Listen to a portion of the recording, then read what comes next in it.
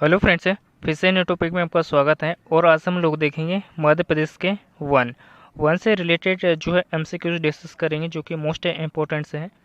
और जितने भी मैं एमसीक्यूज करवा रहा हूँ सारे के सारे इम्पोर्टेंट्स हैं। और इसके साथ में जो फैक्ट्स होंगे वो भी हम डिस्कस करेंगे, जो कि मोस्ट इम्पोर्टेंट्स हैं। और ये टॉपिक आपको पसंद आता है तो अपने दोस्तों के भी साथ में शेयर कीजिएगा, ताकि उन लोगों की भी हेल्प हो सके। तो चलिए फर्स्ट क्वेश्चन की ओर चलते हैं। फर्स्ट क्वेश्चन की अगर हम लोग बात करें, पालपुर कुनो अभ्यारण्य। पालपुर कुनो अभ्यारण्य जो है वो किस जिले में स्थित है? यानी एमपीपीएससी 2008 में जो है क्वेश्चन पूछा गया है। जो पालपुर कुनो अभ्यारण्य है वो किस जिले में स्थित है? तो ये श्योपुर जिले में स्थित है। याद रखिएगा किस जिले में स्थित है, तो श्योपुर जिले में स्थित है।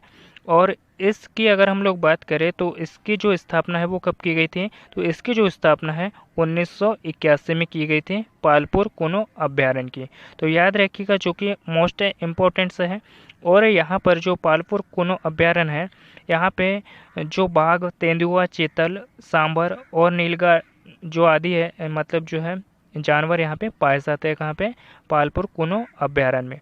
और इसके क्षेत्रफल की अगर हम लोग बात करें, पालपुर कुनो अभ्यारण्य के क्षेत्रफल की अगर हम लोग बात करें, तो इसका जो क्षेत्रफल है 344.686 वर्ग किलोमीटर कितना है? यहाँ का जो क्षेत्रफल कितना है पालपुर कुनो अभ्यारण्य का? तो 344.686 वर्ग किलोमीटर है। तो याद रखिएगा, जो कि मोस्ट इम्पोर्टेंट्स है। इसको आप शॉर्ट समय जो है 404 वर्ग किलोमीटर भी कर सकते हो, ठीक है। और इस पालपुर कुनो अभ्यारण्य की अगर हम लोग बात करें तो वर्ष 2018 में जो है इसे राष्ट्रीय उद्यान का दर्जा दिया गया था। किस राष्ट्रीय उद्यान का दर्जा दिया गया था? तो पालपुर कुनो अभ्यारण्य को। याद रखिएगा, जो कि मोस्ट इम्पोर्टेंट्स है। और ये जो पालपुर कुनो अभ्यारण्य है, यहाँ से जो है इस अभ्यारण्य से जो है वो कोनो नदी बहती है। याद रखिएगा कौन सी नदी बहती है? तो कोनो नदी जो है यहाँ से बहती है पालपुर कुनो अभ्यारण्य से। नेक्स्ट क्वेश्चन देखते हैं, भारतीय वन प्रबंधन संस्थान। भारतीय वन प्रबंधन संस्थान की अगर हम लोग बात करें तो ये कहाँ पर स्थित है? तो ये मध्य प्रदेश में स्थित है। कहाँ पर स्थित दोस्तों? तो ये मध्य प्रदेश में स्थित है भारतीय वन प्रबंधन संस्थान। तो याद रखिएगा, जो कि मोस्ट इम्पोर्टेंट्स है। और आपदा प्रबंधन संस्थान की अगर हम लोग बात करें, यानी जो आपदा प्रबंधन संस्थान की अगर हम लोग बात करें,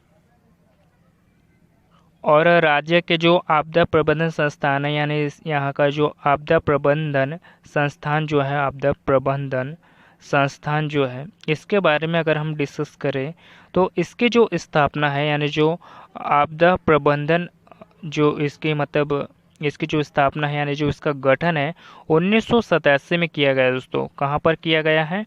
1987 में जो है भोपाल में किया गया। याद रखिएगा 1987 में भोपाल में किया गया है। याद रखिएगा, जो कि मोस्ट इम्पोर्टेंट से है। और भोपाल जिले की अगर हम लोग बात करें तो यहाँ पे जो है भोपाल गैस त्रासदी जो है वो कब की गई हुई थी? तो जो भोपाल गैस त्रासदी जो हुई थी दोस्तों, ये 2 से 3 दिसंबर की नाइट को हुई थी। 2 से 3 दिसंबर की नाइट में हुई थी। और याद रखिएगा 2 से 3 दिसंबर की नाइट में हुई थी भोपाल गैस त्रासदी। और 2 से 3 दिसंबर 1984 की ये घटना है। किसकी घटना है? 1984 की घटना है। याद रखिएगा। और इस समय जो मुख्यमंत्री कौन थे? तो इस समय जो मुख्यमंत्री थे वो अर्जुन सिंह थे। कौन थे? अर्जुन सिंह थे इस समय के मुख्यमंत्री। याद रखिएगा, जो कि मोस्ट इम्पोर्टेंट से हैं। और यहाँ पे जो किस गैस का जो है वो रिसा हुआ था? तो मिसाइल आइसोसाइनेट का। याद रखिएगा, जो कि मोस्ट इम्पोर्टेंट से है। नेक्स्ट क्वेश्चन देखते हैं।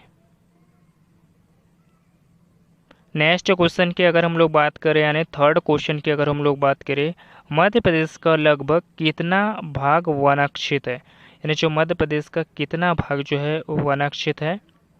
तो जो मध्य प्रदेश का जो कितना भाग जो है वनाक्षित है, तो 1/3 भाग। कितना है? 1/3 भाग, यानी 1/3 जो भाग है, यानी 1/3 भाग जो है मध्य प्रदेश का वनाक्षित है।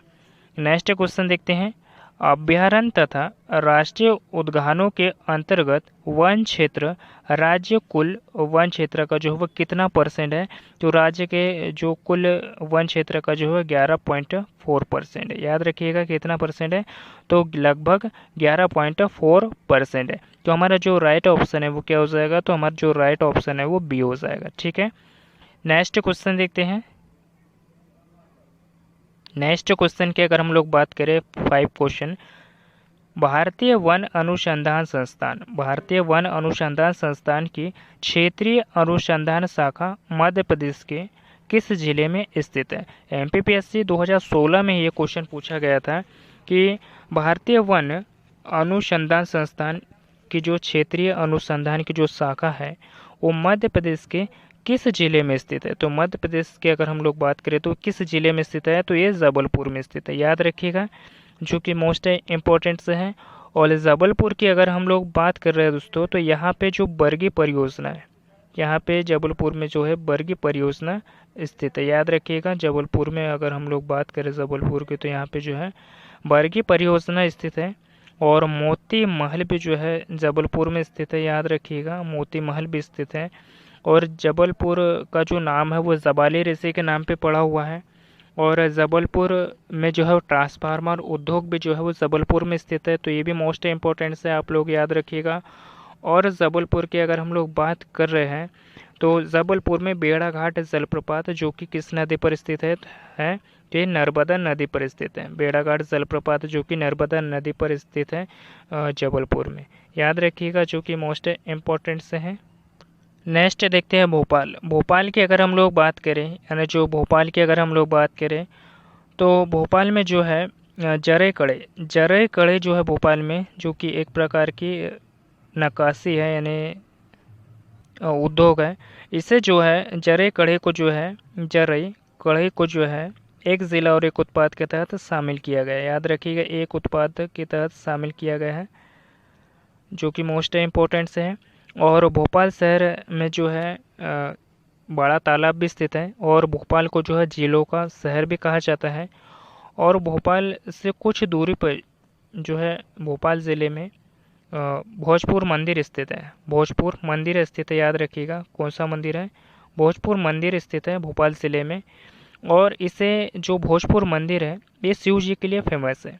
और यहाँ पे शिव जी की बहुत बड़ी जो है वो शिवलिंग स्थित है। और ये जो भोजपुर है उत्तर का इसे सोमनाथ भी कहा जाता है। याद रखिएगा, इसे सोमनाथ, उत्तर का सोमनाथ भी कहा जाता है दोस्तों। याद रखिएगा, जो कि मोस्ट इम्पोर्टेंट्स है। और भोपाल से शायद ये 15 से 20 किलोमीटर की दूरी पर स्थित है। ठीक है, तो ये आप लोग याद रखिएगा।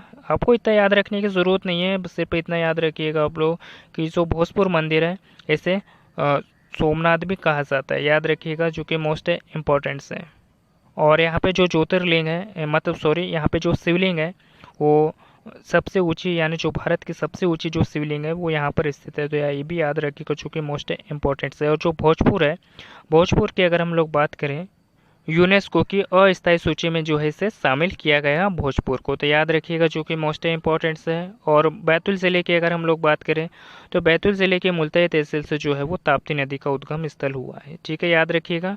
और बालाघाट ज़िले की अगर हम लोग बात करें तो बालाघाट ज़िले में जो है मैंगनीज और तांबा का उत्पादन जो है वहाँ से किया जाता है, जो कि भारत का सबसे ज़्यादा जो तांबा और जो मैंगनीज है वो यहीं से उत्पादन किया जाता है, बालाघाट ज़िले के। और मध्य प्रदेश में प्रथम स्थान पर जो है यहाँ से उत्पादन किया जाता है बालाघाट ज़िले से। ठीक है, और बालाघाट ज़िले के चिन्नौर चावल है, बालाघाट ज़िले के जो चिन्नौर चावल है इसे जीआई टैग दिया गया है। ठीक है, और बालाघाट ज़िले के जो चिन्नौर चावल है इसे केंद्र सरकार ने हाल ही में जो है एक ज़िला और एक उत्पाद के तहत भी शामिल किया गया है। तो आप लोग ये भी याद रखिएगा, जो कि मोस्ट इम्पोर्टेंट है। और मैं जितने भी आपको फैक्ट्स बताता हूँ तो आप लोग इसे नोट कर लिया करो, क्योंकि जो नोट की हुई चीज़ें होती है वो बहुत ही लंबे समय तक कि हमारे पास में रहती है और मोस्ट इम्पोर्टेंट होती है। ठीक है, नेक्स्ट क्वेश्चन देखते हैं। मध्य प्रदेश में वानिकी प्रोत्साहन हेतु पंचवन योजना कब शुरू की गई है? तो ये जो पंचवन योजना जो है 1975 में जो है वो शुरू की गई है दोस्तों। तो याद रखिएगा, जो कि मोस्ट इम्पोर्टेंट है। नेक्स्ट क्वेश्चन देखते हैं। नेक्स्ट क्वेश्चन की अगर हम लोग बात करें 7वां question, India state forest report 2015 के अनुसार मध्य प्रदेश में न्यूनतम वनों वाला जो ज़िला कौन सा है दोस्तों? तो न्यूनतम वन वाला जो ज़िला है कौन सा है? तो शाजापुर है। और ये क्वेश्चन जो है एमपीपीएससी प्रीलिम से जो है पूछा गया क्वेश्चन है, ठीक है, याद रखिएगा। और झाबुआ ज़िले की अगर हम लोग बात करें तो झाबुआ ज़िले में जो है कड़कनाथ मुर्गा पाया जाता है दोस्तों। यहाँ पे कड़कनाथ मुर्गा जो है पाया जाता है, याद रखिएगा, कड़कनाथ मुर्गा जो यहाँ पाया जाता है। इसे जीआई टैग 2018 में दिया गया है। कब दिया गया है? 2018 में जो है झाबुआ ज़िले के जो कड़कनाथ मुर्गा है उसको 2018 में जो है वो जीआई टैग दिया गया है, याद रखिएगा। और झाबुआ ज़िले की अगर हम लोग बात करें झाबुआ ज़िले की, तो यहाँ पे झाबुआ ज़िले में जो है चंद्रशेखर आज़ाद का जन्म भी हुआ था, याद रखिएगा, चंद्रशेखर आज़ाद जी का जन्म हुआ था झाबुआ ज़िले में, ठीक है। नेक्स्ट क्वेश्चन देखते हैं। नेक्स्ट क्वेश्चन की अगर हम लोग बात करें, India state of forest report, India state of forest report 2015 के अनुसार राज्य में वन का क्षेत्रफल जो है वो कितना है? तो राज्य में वन का जो क्षेत्रफल है वो 94.689 वर्ग किलोमीटर, याद रखिएगा, जो कि मोस्ट इम्पोर्टेंट से है। तो हमारा जो राइट ऑप्शन है वो क्या हो जाएगा? तो हमारा ए ऑप्शन जो है वो राइट हो जाएगा, ठीक है। नेक्स्ट क्वेश्चन देखते हैं। नेक्स्ट क्वेश्चन की अगर हम लोग बात करें, कुल वनों की दृष्टि से मध्य प्रदेश का कौन सा वन वृत्त सबसे छोटा है? यानी कुल वनों की दृष्टि से मध्य प्रदेश का कौन सा जो वन वृत्त जो है वो सबसे छोटा है? तो ये होशंगाबाद है, याद रखिएगा, जो कि मोस्ट इम्पोर्टेंट से है। और होशंगाबाद की अगर हम लोग बात करें तो होशंगाबाद जो शहर है वो नर्मदा नदी के किनारे स्थित है, याद रखिएगा, नर्मदा नदी के किनारे स्थित है। नेक्स्ट क्वेश्चन देखते हैं। राज्य के वनों में सर्वाधिक, राज्य के वनों में सर्वाधिक मात्रा में कौन सा वृक्ष जो है पाया जाता है? तो कौन सा वृक्ष जो है वो पाया जाता है? तो ये सागौन, याद रखिएगा। सागौन की अगर हम लोग बात करें तो मध्य प्रदेश में सबसे ज़्यादा जो सागौन है कहाँ पाया जाता है? तो ये बैतूल ज़िले में पाया जाता है, याद रखिएगा। और इस सागौन की अगर हम लोग बात करें तो इस सागौन को जो है एक ज़िला और एक उत्पाद के तहत शामिल किया गया है दोस्तों, सागौन को, याद रखिएगा। और सबसे ज़्यादा जो सागौन है वो बैतूल ज़िले में पाया जाता है, जो कि मोस्ट इम्पोर्टेंट है। और साल के वृक्ष की अगर हम लोग बात करें तो साल का जो उत्पादन है मंडला और डिंडोरी ज़िलों में मतलब उसका उत्पादन होता है, डिंडोरी ज़िलों में होता है। और बांस की अगर हम लोग बात करें तो जो बांस है और बांस के उत्पादन की अगर हम लोग बात करें तो ये शिवपुरी और मुरैना में जो है वो किया जाता है। कहाँ पर किया जाता है? शिवपुरी और मुरैना ज़िलों में जो है बांस का उत्पादन किया जाता है, याद रखिएगा। खेर की अगर हम लोग बात करें तो खेर जो है, खेर के वृक्ष जो है वो क्या बनाया जाता है? तो खेर के वृक्ष से जो है वो कत्था बनाया जाता है, याद रखिएगा, कत्था बनाया जाता है, जो कि मोस्ट इम्पोर्टेंट से है। और इससे जो कत्था बनाने का जो कारखाना है, यानी जो कत्था बनाने का जो कारखाना है वो कहाँ पर स्थित है दोस्तों? तो ये शिवपुरी, कहाँ पर स्थित है? शिवपुरी, शिवपुरी और बानमोर में स्थित है। कहाँ पर स्थित है? शिवपुरी बानमोर में स्थित है, याद रखिएगा, जो कि मोस्ट इम्पोर्टेंट है। नेक्स्ट क्वेश्चन देखते हैं। नेक्स्ट क्वेश्चन की अगर हम लोग बात करें यानी 11वां question, India state forest report के अनुसार राज्य में 2015 सर्वाधिक वन जो है वो किस जिले में है? तो सर्वाधिक जो वन है जो कि बालाघाट जिले में स्थित है, याद रखिएगा। नेक्स्ट क्वेश्चन देखते हैं। भारतीय वन प्रबंधन संस्थान कहाँ पर है? तो जो भारतीय वन प्रबंधन संस्थान की अगर हम लोग बात करें तो ये भोपाल में स्थित है, याद रखिएगा, जो कि मोस्ट इम्पोर्टेंट से है। नेक्स्ट क्वेश्चन देखते हैं। नेक्स्ट क्वेश्चन की अगर हम लोग बात करें यानी 13वां क्वेश्चन, भारत में वनों का राष्ट्रीयकरण, यानी जो भारत में वनों का जो राष्ट्रीयकरण है वो सबसे पहले किस राज्य ने किया था? तो ये मध्य प्रदेश ने किया था। नेक्स्ट क्वेश्चन देखते हैं। स्याही एवं पेंट उद्योग में प्रयोग किया जाने वाला भिलाला कहाँ पाया जाता है? जो ये भिलाला है दोस्तों, ये कहाँ पाया जाता है? तो ये छिंदवाड़ा ज़िले में पाया जाता है, याद रखिएगा। और छिंदवाड़ा ज़िले की अगर हम लोग बात कर रहे हैं छिंदवाड़ा ज़िले की, तो छिंदवाड़ा ज़िले में जो है बादल भोई जो संग्रहालय है दोस्तों, बादल भोई संग्रहालय जो है कहाँ पर स्थित है? तो इस छिंदवाड़ा ज़िले में स्थित है। और छिंदवाड़ा ज़िले के जो पातालकोट नामक स्थान पर, छिंदवाड़ा ज़िले का जो पातालकोट है दोस्तों, छिंदवाड़ा ज़िले का जो पातालकोट है, यहाँ पे जो है भारिया जनजाति निवास करती है। कौन सी जनजाति निवास करती है? तो यहाँ पे जो है भारिया जनजाति जो है पातालकोट में निवास करती है। तो याद रखिएगा, जो कि मोस्ट इम्पोर्टेंट से है। और बालाघाट ज़िले की अगर हम लोग बात करें तो यहाँ पे जो है मैंगनीज और तांबे का जो उत्पादन है वो बहुत ही अधिक मात्रा में होता है बालाघाट में। श्योपुर की अगर हम लोग बात करें तो यहाँ पे पालपुर कूनो अभ्यारण्य जो कि श्योपुर में स्थित है। और इस श्योपुर की अगर हम लोग बात करें तो यहाँ से जो है कूनो नदी बहती है श्योपुर से, मतलब कूनो पालपुर अभ्यारण्य से, याद रखिएगा, जो कि मोस्ट इम्पोर्टेंट से है। नेक्स्ट क्वेश्चन देखते हैं। नेक्स्ट क्वेश्चन की अगर हम लोग बात करें, यानी 15वां क्वेश्चन, तेंदुपत्ता सर्वाधिक किस राज्य में एकीकृत किया जाता है? यानी जो एकीकृत जो है एकत्रित किया जाता है दोस्तों, तो ये मध्य प्रदेश में, याद रखिएगा, जो कि मोस्ट इम्पोर्टेंट है। और ये तेंदुपत्ता का जो उपयोग है बीड़ी बनाने के लिए किया जाता है दोस्तों। किस लिए किया जाता है? बीड़ी बनाने के लिए जो है तेंदुपत्ता का उपयोग किया जाता है, जो कि मोस्ट इम्पोर्टेंट है। जो हमारा सी ऑप्शन है वो राइट हो जाएगा। और इस तेंदुपत्ते का जो उत्पादन है मध्य प्रदेश में सागर ज़िले में सबसे ज़्यादा किया जाता है। किस ज़िले में किया जाता है? सागर ज़िले में। और सागर ज़िले की अगर हम लोग बात करें तो यहाँ पे डॉक्टर हरि सिंह गौर यूनिवर्सिटी, जो कि मध्य प्रदेश की पहली यूनिवर्सिटी जो है वो, यानी जो महाविद्यालय जो यहाँ पर स्थित है, डॉक्टर हरि सिंह गौर यूनिवर्सिटी, डॉक्टर हरि सिंह गौर यूनिवर्सिटी, याद रखिएगा, जो कि मोस्ट इम्पोर्टेंट से कहाँ पर स्थित है? तो ये सागर ज़िले में स्थित है, जो कि मध्य प्रदेश की प्रथम जो कि यूनिवर्सिटी यानी महाविद्यालय स्थित है। और सागर ज़िले में जो तेंदुपत्ता का जो सर्वाधिक उत्पादन है वो सागर ज़िले में ही किया जाता है। और तेंदुपत्ते का जो राष्ट्रीयकरण कब हुआ था? तो तेंदुपत्ते का जो राष्ट्रीयकरण दोस्तों, इसका जो राष्ट्रीयकरण है 1964 में किया गया था। कब किया गया था? 1964 में जो है तेंदुपत्ते का राष्ट्रीयकरण किया गया था। तो याद रखिएगा। नेक्स्ट क्वेश्चन देखते हैं। नेक्स्ट क्वेश्चन की अगर हम लोग बात करें, यानी 16वां क्वेश्चन, 16वां क्वेश्चन की अगर हम लोग बात करें, निम्न में से किस उद्योग में साल की लकड़ी का प्रयोग किया जाता है? यानी निम्न में से किस उद्योग में जो है वह साल की लकड़ी का प्रयोग किया जाता है? तो ये रेलवे स्लीपर बनाने के लिए जो है दोस्तों साल की लकड़ी का जो है उपयोग किया जाता है। तो याद रखिएगा, जो कि मोस्ट इम्पोर्टेंट से है। नेक्स्ट क्वेश्चन देखते हैं। 17वां क्वेश्चन, 17वां क्वेश्चन की अगर हम लोग बात करें, निम्न में से किस राज्य में सर्वाधिक वन पाए जाते हैं? तो मध्य प्रदेश में जो है वो सर्वाधिक वन पाए जाते हैं। नेक्स्ट क्वेश्चन देखते हैं।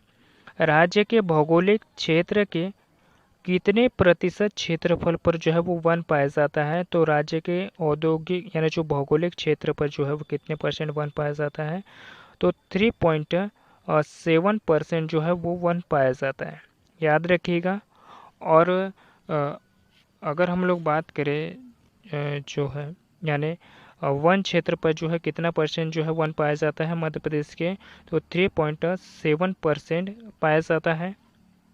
आपसे ये पूछ ले कि राज्य में जो प्रति व्यक्ति जो ज़मीन है, यानी जो प्रति व्यक्ति ज़मीन जो है वो कितनी है? तो कितनी है? 0.25 हेक्टेयर है। कितने दोस्तों? तो 0.25 हेक्टेयर, याद रखिएगा, जो कि मोस्ट इम्पोर्टेंट से है, ये काफ़ी इम्पोर्टेंट से प्रश्न है, ठीक है। नेक्स्ट क्वेश्चन देखते हैं, यानी 19वां क्वेश्चन देखते हैं। मध्य प्रदेश में देश के कुल वन क्षेत्र के कितने प्रतिशत भाग पर जो है वन पाया जाता है? यानी मध्य प्रदेश में देश के कुल वन क्षेत्र के जो है वो कितना परसेंट जो है वन पाया जाता है? तो 12.4%। कितना पाया जाता है दोस्तों? तो 12.4% जो है मध्य प्रदेश के जो कुल क्षेत्र में जो है वो परसेंट में जो है वन पाया जाता है, ठीक है। तो हमारा जो ए ऑप्शन है वो राइट हो जाएगा। नेक्स्ट क्वेश्चन देखते हैं। कत्था उद्योग, कत्था उद्योग किस लकड़ी का उपयोग होता है? यानी जो कत्था उद्योग में जो है वो किस लकड़ी का जो उपयोग किया जाता है? तो मैंने आप लोगों को अभी पहले बताया कि कत्था उद्योग में जो है वो खैर की लकड़ी का इस्तेमाल किया जाता है। याद रखिएगा, किस लकड़ी का इस्तेमाल किया जाता है? खैर की लकड़ी का इस्तेमाल किया जाता है, जिससे कत्था बनाया जाता है। और कत्था बनाने का जो कारखाना है वो कहाँ पर स्थित है दोस्तों? तो शिवपुरी बानमोर में स्थित है। कहाँ पर स्थित है? बानमोर में स्थित दोस्तों कत्था बनाने का कारखाना, याद रखिएगा, जो कि मोस्ट इम्पोर्टेंट से है। और सागौन की लकड़ी, सागौन की लकड़ी से अगर हम लोग बात करें तो इससे फर्नीचर बनाए जाते हैं, याद रखिएगा, फर्नीचर बनाए जाते हैं, जो कि मोस्ट इम्पोर्टेंट से क्या बनाए जाते हैं? फर्नीचर बनाए जाते हैं। और साल की अगर हम लोग बात करें तो साल के वृक्ष से जो है दोस्तों क्या बनाया जाता है? तो इसे जो साल के वृक्ष से अगर हम लोग बात करें तो रेलवे का स्लीपर जो होता है, यानी जो रेलवे का जो स्लीपर होता है उसको बनाने के लिए जो है दोस्तों साल के का इस्तेमाल किया जाता है, याद रखिएगा, जो कि मोस्ट इम्पोर्टेंट से है। और फिलहाल आज के लिए इतने ही दोस्तों। और जितने भी मैंने आप लोगों को आज एमसीक्यूज करवाए हैं सारे के सारे इम्पोर्टेंट्स हैं। और ये टॉपिक कैसा लगा मुझे कमेंट बॉक्स में ज़रूर बताइएगा, और अपने दोस्तों के साथ भी शेयर कीजिएगा ताकि उन लोगों की भी हेल्प हो सके। और जितने भी मैंने आप लोगों को एमसीक्यूज करवाए सारे के सारे इम्पोर्टेंट्स हैं। और जितने मैं आप लोगों को फैक्ट्स बताता हूँ आप लोग नोट कर लिया करो, क्योंकि मोस्ट इम्पोर्टेंट्स होते हैं ये, ठीक है। और मिलते हैं किसी नेक्स्ट टॉपिक पे। धन्यवाद।